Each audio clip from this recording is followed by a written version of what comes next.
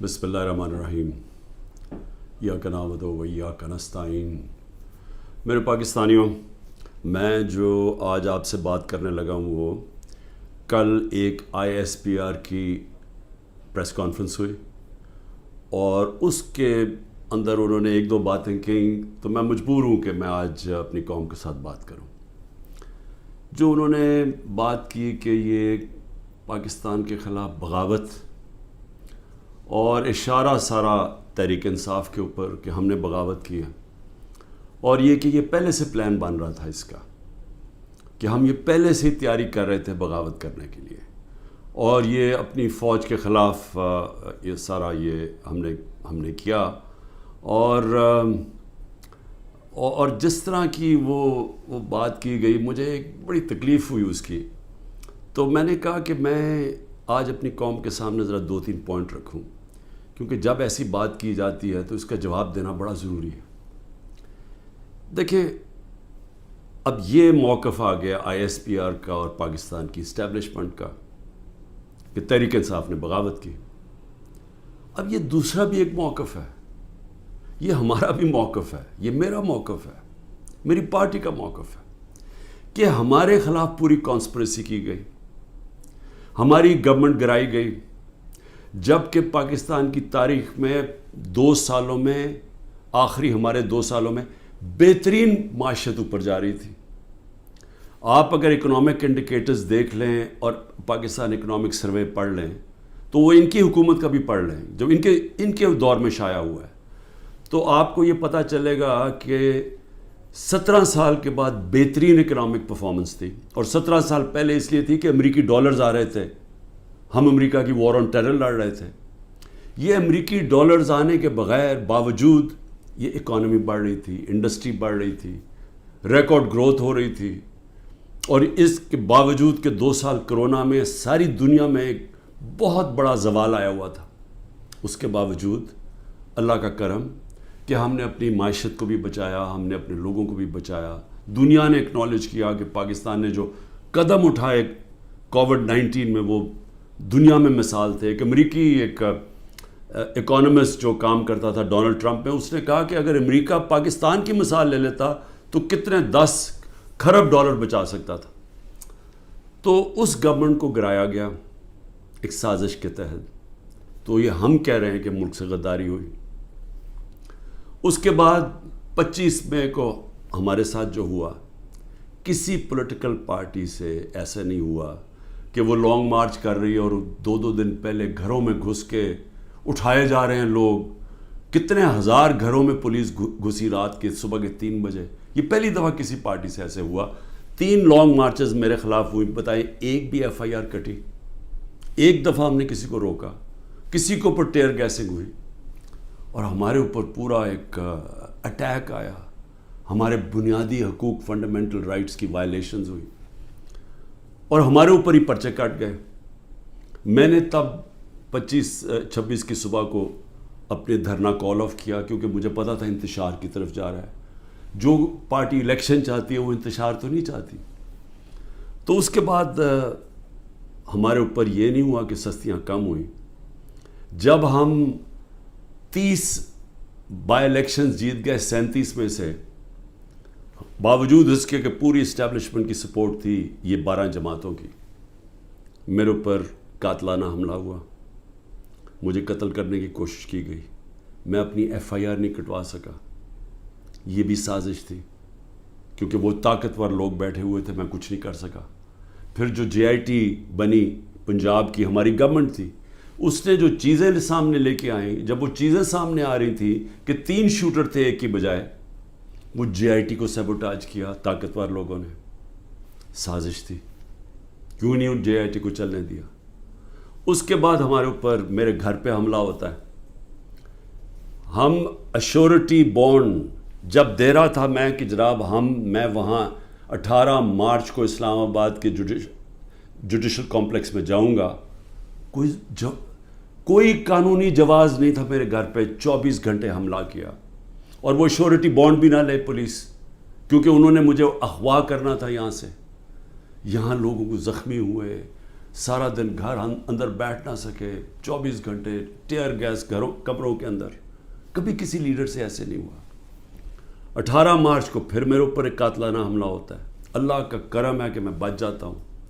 سارا وہاں اوپر ISI نے اس کو ٹیک اوور کیا ہوا تھا، جو جوڈیشل کمپلیکس ہے. CCTV کیمرہ انہوں نے بند کر دیے. پوری تیاری تھی کہ عمران خان کو قتل کرنا تھا وہاں. وہ اللہ نے ایسا کرم کیا کہ وقت میں ہم باہر نکلے، اگر اندر چلے جاتے تو دروازہ بند ہو جاتا تو ختم تھا. وہاں بچا میں. اس کے بعد اگلے دن یہاں 2 دن کے بعد 3 دن کے بعد ادھر ایک اور مرتضیٰ بھٹو ٹائپ قتل کرنا تھا. وہ مجھے پہلے پتہ چل گیا، میں نے ٹی وی پہ چلا گیا، وہ رک گئی بات.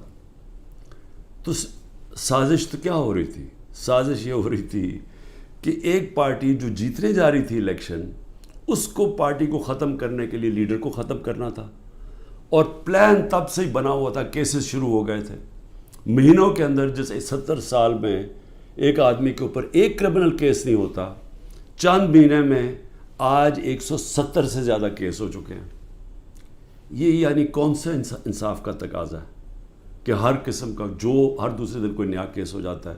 سارا میرا وقت ایک عدالت سے دوسری عدالت میں لگتا ہے. تو یہ کون سا، یہ ملک کی بہتری کے لیے ہو رہا ہے کہ ایک پارٹی، سب سے بڑی پارٹی کو باہر رکھنا؟ اس سے بڑی سازش کیا ہے؟ جمہوریت، سب سے بڑی پارٹی کو ختم کرنے کا مطلب جمہوریت ختم کرنا، اور جمہوریت ختم کرنے کا مطلب آزادی ختم کرنا ہے. تو یہ کیا ملک کے خلاف سازش نہیں ہے؟ اور پھر جو 9 مئی کو ہوا، اب ISPR صاحب کہہ رہے ہیں کہ جناب 9 مئی کو جو ہوا ہے وہ ایک بڑی سازش چلتی آ رہی تھی. تو وہ سازش سامنے آئی، بغاوت. مجھے یہ بتائیں کہ میں جب یہاں سے، مجھے پتا تھا پکڑنا انہوں نے مجھے 9 مئی کو، میں اس سے پہلے ویڈیو ریکارڈ کر کے گیا کہ اگر مجھے پکڑنا ہے مجھے وارنٹ دے دیں اور میں آرام سے اپنے آپ کو آپ کے حوالے کر دوں گا. کوئی ضرورت نہیں ہے کہ یہ جو میرے گھر کے باہر ہوا کہ پولیس، 1000 پولیس اور رینجرز اٹیک کر رہے ہیں. سب کے سامنے جو ہوا کہ رینجرز بھی نہیں بلکہ وہ کمانڈوز تھے، انہوں نے اٹیک کیا، شیشے توڑے. عملہ جو بیٹھا ہوا تھا رجسٹری آفس کا اسلام آباد ہائی کورٹ، اس کو مارا، وکیلوں کو مارا. مجھے لگا ڈنڈا، مجھے اس طرح لے کے گئے جس طرح کوئی دہشت گرد ہے. غیر قانونی طور پہ مجھے پکڑا. کیا یہ بھی سازش کا حصہ تھا؟ کیونکہ اس کی وجہ سے اشتعال آنا تھا لوگوں کو. اور ہمارا موقف یہ ہے کہ اس کو استعمال کر کے ایک پورا کریک ڈاؤن کیا گیا جو پہلے سے پلان تھا. ہو ہی نہیں سکتا کہ 2 دنوں کے اندر آپ 10,000 لوگوں کو جیلوں میں ڈال دیں پکڑ کے، جب سے پہلے سے پلان نہیں بنا ہوا تھا. اور اس کے بعد جو بھی چیزیں ہو رہی ہیں کہ جو PTI کا ہے اس کو پکڑ لیتے ہیں، جیلوں میں ڈال دیتے ہیں، بری طرح رکھا جا رہا ہے، تشدد کیا جا رہا ہے، کسٹوڈیل ٹارچر کی جا رہی ہے. اور جو ہاتھ کھڑا کر کے کہتا ہے جی میں تحریک انصاف چھوڑ رہا ہوں، سب کچھ معاف. تو میرا اب سوال یہ ہے کہ ISPR کا یہ موقف ہے کہ فوج کے خلاف بغاوت ہے. ہمارا یہ موقف ہے کہ یہ ہمارے خلاف پوری سازش ہوئی پارٹی کو ختم کرنے کی، تاکہ وہ الیکشن نہ لڑ سکے اور عمران خان کو الیکشن سے باہر کیا جائے. یہ 170 کیسز اس لیے کہ کسی طرح ڈسکوالیفائی کرو یا جیل میں ڈالو. اور یہ ملٹری کورٹس بھی میری نظر میں اس لیے ہیں کیونکہ سول کورٹس کے اندر یہ جو سارے کیسز ہیں یہ کبھی چل سکتے ہی نہیں ہیں کیونکہ بوگس کیسز ہیں. تو اس لیے ملٹری کورٹس بنائے جا رہے ہیں تاکہ اس میں عمران خان کو سزا دی جائے، تاکہ وہ الیکشن سے باہر ہو جائے. تو میں آج اپنی ملٹری اسٹیبلشمنٹ کو کہنا چاہتا ہوں کہ دیکھیں، انصاف کا تقاضا تو یہ ہے کہ ISPR نے تو فیصلہ کر کے ہمیں دے دیا، اور جو بھی بیان آتے ہیں اسٹیبلشمنٹ سے اس سے واضح ہوتا ہے کہ ہم ہی بغاوت کر رہے ہیں، PTI اور عمران خان. آپ نے تو اپنا مائنڈ دے دیا ہے. تو اب سوال یہ ہے کہ آپ ملٹری کورٹس میں اب کیسے فیصلہ کر سکتے ہیں؟ کیونکہ جج، جوری اور ایکسیکیوشن تو اب بن ہی نہیں سکتے. وہ تو انصاف ہوتا ہی نہیں ہے. انصاف تو وہ ہوتا ہے کہ میرا موقف ہے اور ایک اسٹیبلشمنٹ کا موقف ہے. بیچ میں تو کوئی جج بیٹھ کے فیصلہ کرتا ہے نا کہ کون ٹھیک کہہ رہا ہے. مجھے موقع دیا جائے، میں انشاءاللہ ثابت کروں گا. میرے پاس تو اب آہستہ آہستہ ثبوت آیا نا کہ یہ پورا پلان کر کے 9 مئی کو انتشار کیا گیا ہے. یہ جو جگہیں جلائی گئی ہیں یہ پلان ہوا تھا پہلے سے. یہ جو پکڑے تھے 10,000 لوگ یہ پہلے سے پلان بنا ہوا تھا. اور یہ پلان صرف ایک مقصد سے تھا کہ تحریک انصاف کو ختم کرنا ہے. یعنی جو کاٹا ڈالا ہوا تھا، جو بار بار مجھے ہمیں اسٹیبلشمنٹ بتاتی تھی، جو میرے ابھی بھی لوگوں کو ملتی ہے، تو ہمارے جو سارے لوگوں کو ملتی ہے ان کو ایک ہی کہ جی عمران خان کے اوپر کاٹا ڈل گیا ہے، آپ کسی اور پارٹی میں چلے جائیں، پی ٹی آئی کا کوئی مستقبل نہیں ہے. پہلے تو ان کی بزنسز بھی بند کرتے ہیں، گھر بھی توڑتے ہیں، سب کچھ، لیکن ساتھ پھر یہ مایوس بھی کر دیتے کہ جی عمران خان کا تو کوئی چانس ہی نہیں ہے. تو بڑے رسپیکٹفلی میں کہنا چاہتا ہوں کہ یہ عدالت میں کیس چلنا چاہیے اور اوپن ٹرائل ہونی چاہیے. میری ایک اور ریکویسٹ ہے، یہ ٹیلی وائز ہونی چاہیے ٹرائل، کیونکہ یہ ایک ملک کے خلاف اگر بغاوت ہے تو یہ کوئی چھوٹی چیز نہیں ہے. تو یہ چھپا کے نہیں ہونی چاہیے، پبلک میں ہونی چاہیے. سارے جو آپ کہتے ہیں کہ آپ کے پاس ثبوت ہیں آپ لے کے آئیں، جو میرے پاس ثبوت ہے وہ ہم لے کے آتے ہیں، قوم کے سامنے رکھیں. کیونکہ اگر اپنی فوج کے خلاف کوئی بغاوت کرتا ہے اس کو سزا ملنی چاہیے. میری طرح کا آدمی جو فیصلہ ساری باہر 20 سال باہر کمائی کی، سب کچھ بیچ کے آج میرا پاکستان میں، میرا ایک پیسہ پاکستان سے باہر نہیں ہے. تو مجھے اگر غدار کہا جا رہا ہے تو مجھے موقع ملنا چاہیے اپنے آپ کو بے قصور ثابت کرنے کا پبلکلی. اور دوسری طرف جن لوگوں کو آج اوپر بٹھایا گیا ہے، جو سارے آج دبئی بیٹھے ہیں، پاکستان کے فیصلے دبئی میں ہو رہے ہیں. مجھے یہ آج بتا دیں کہ کبھی سنا ہے نریندر مودی جا کے کسی اور ملک کے اندر اپنے وزیروں کو بٹھا کے فیصلے کر رہا ہے؟ کبھی سنا ہے کہ برطانیہ کا پرائم منسٹر جا کے یورپ میں بیٹھا ہوا، یا یورپین پرائم منسٹرز کہیں اور جا کے کر رہے ہیں؟ کبھی دنیا میں سنا ہی ہے؟ یہ ملک سے مذاق کیا ہو رہا ہے کہ جن لوگوں کا اسٹیک ہی پاکستان میں نہیں ہے، ان کی دبئی میں بڑی بڑی پراپرٹیز ہیں، لنڈن میں بڑی پراپرٹیز ہیں. اور یہ مجھے کس نے بتایا ہے؟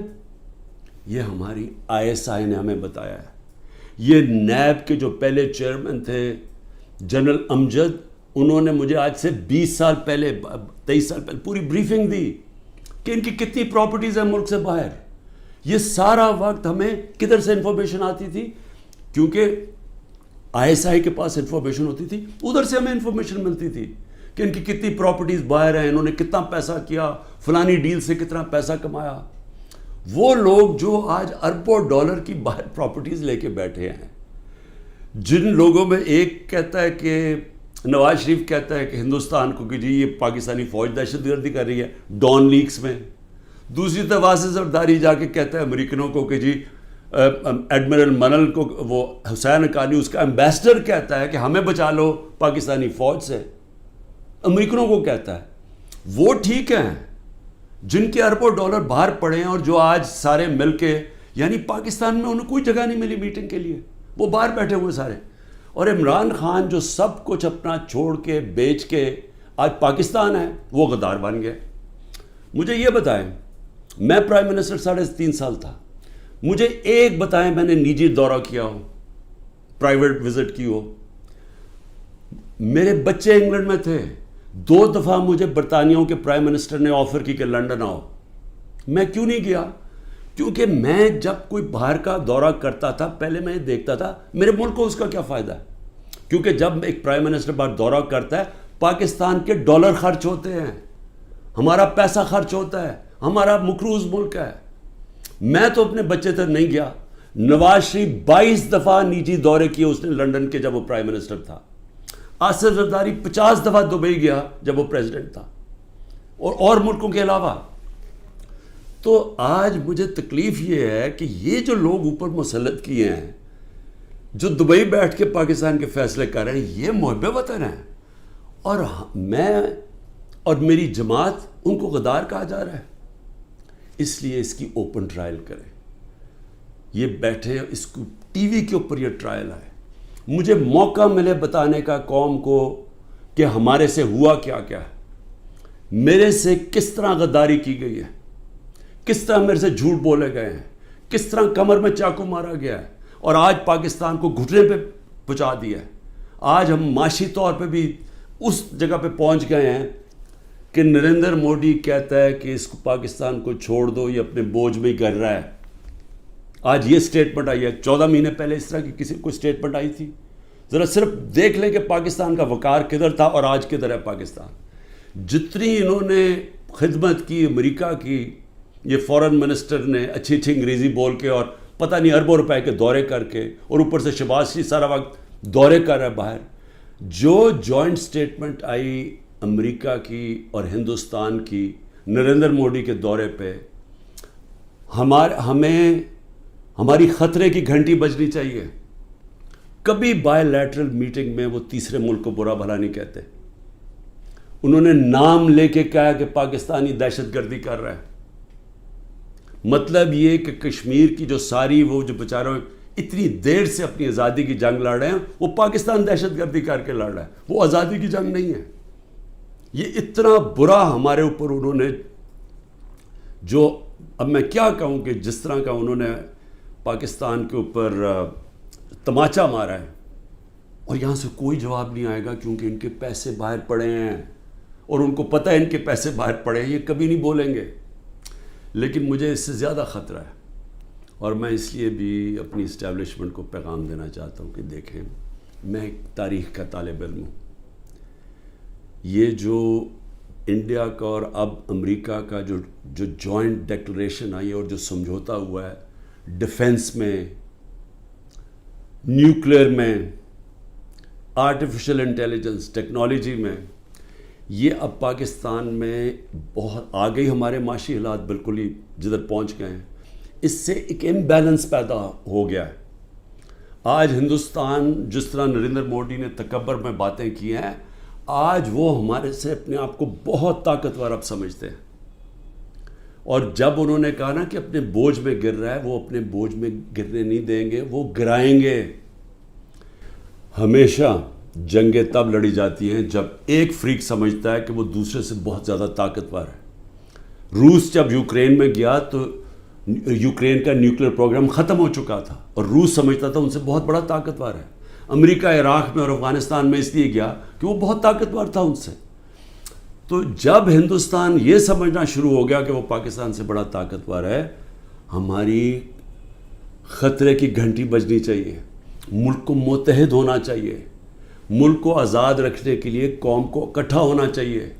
یہ نہیں ہونا چاہیے کہ ملک کی اسٹیبلشمنٹ ملک کی سب سے بڑی پارٹی کو ختم کرنے کی کوشش کرے. اس کا مطلب جو ملک کی اکثریت عوام ہے, جو ایک پارٹی کے ساتھ کھڑی ہے, اس کو اپنے خلاف کر لے.